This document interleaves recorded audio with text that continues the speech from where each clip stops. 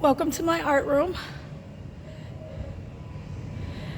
All the artwork that you see, some has been done by me, some has been done by past students.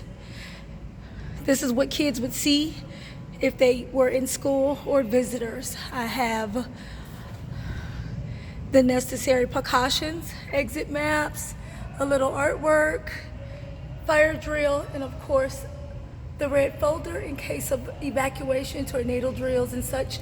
It says take me. I made a sanitation station. This is my second year doing a sanitation station. More so this year, all the products are bought by me. Hand sanitizer, soap. I even have a little old Bath and Body lotion. My Clorox wipes with my name. Arm & Hammer, Febreze, Fantastic antibacterial, a bowl of gloves, and a pen, just in case they come in the room. Garbage can, ready to go. I have double sinks. This is storage as well, but I use it in the reverse for my students, and they would see a checklist for their artwork before they turn it in. It'll be posted via Canvas. This is vocabulary in art that I would have as time goes. This is a double door. This leads to the Spanish room, Mr. Flores, but it's not locked. This is a wall that I produced last year, but not with that banner. It was called the Wall of Intolerance. Because of COVID, I took all the paper down so we can kind of clean, and then my friend gave me a backdrop, and I love graffiti and art, so I hung it this year. A little bit more I gotta do there. These were my original tables that were in the room, that's why they're numbered. Very large, sturdy tables. I had 12 of them, and each table sits 4 kids, so that would give you 48 students. My highest number of students was 34. This is just storage. I'm not supposed to keep anything in here because of fire regulations, but to show you some things that I do, I enter art contests, and these are chairs that I have my art students do. The vision is all mine. Some of the coloring or painting is done by me, but most of the work is done by art students. I love The Lion, the Witch, and the Wardrobe.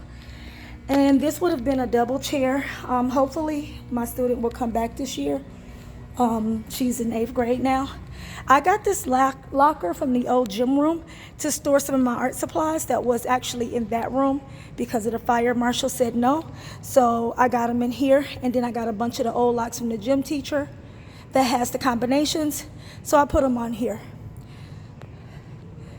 Grab some storage always from someone giving away something. So this is double duty. It's all construction paper behind here from an old special ed teacher that is now at the high school. She gave it to me.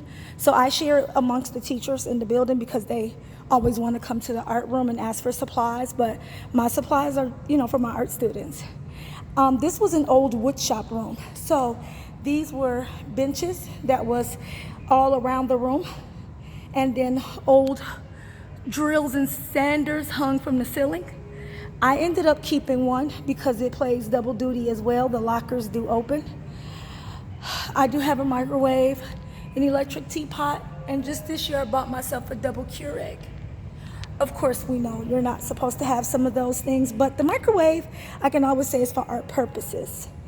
This is a dismantled decomposting bin. I may put it up. Just a chalkboard that I usually write on. When I left, my students were doing a mural, my advanced 8th graders, but then COVID hit. So maybe when we get back, I'll be able to have some more kids finish. This is an old bookshelf that I grabbed from the music room because I do a lot of reading. I'm an avid children's book reader. So a lot of these books, well, actually all of the books, maybe just a few, are not mine. But for the majority, they are mine. And I have read some of most of them. So definitely I do tell my students when they finish work early, you're on reading duty. The old principal that was here was an avid reader and believer of reading and math. And so every Wednesday, all art ceases and we do reading articles. This is to help my students comprehend. I try to give them real world life lessons on reading and how rappers or musicians and actresses and actors, famous football players, NBA players, have money and then they have to go bankrupt because their accountant cheated them out of their money, all because they couldn't read or didn't read.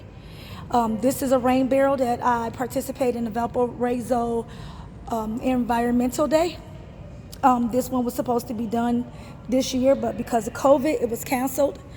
I try to teach my students, because of the area I live in, about my Black history, and mostly because of the 19th Amendment, which is the suffrage, and I believe in women's rights.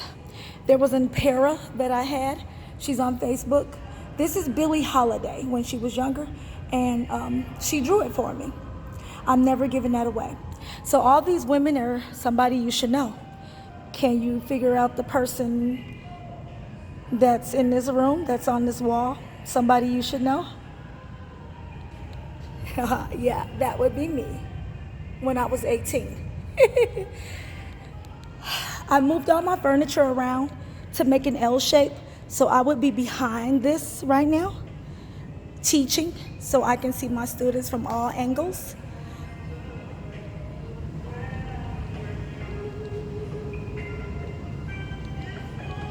And of course, my own personal laptop until they give me mine. My chalkboard. I always make myself an L-shaped desk. I keep double desks because that also, even pre-COVID, I would like to kind of cut myself off from the students. It showed boundaries, like don't come behind my desk. That was a no-no. Ask for permission first. And remember, the tables would actually be here, but because of COVID, everything got switched to desk. And I tried to spread them out as much as I could. And it gave me 25 desks, and I still kept 4 tables, which gives me 16 plus the 25 would give me 41, but I'm sure I won't have 41 students if we return. And that is my room.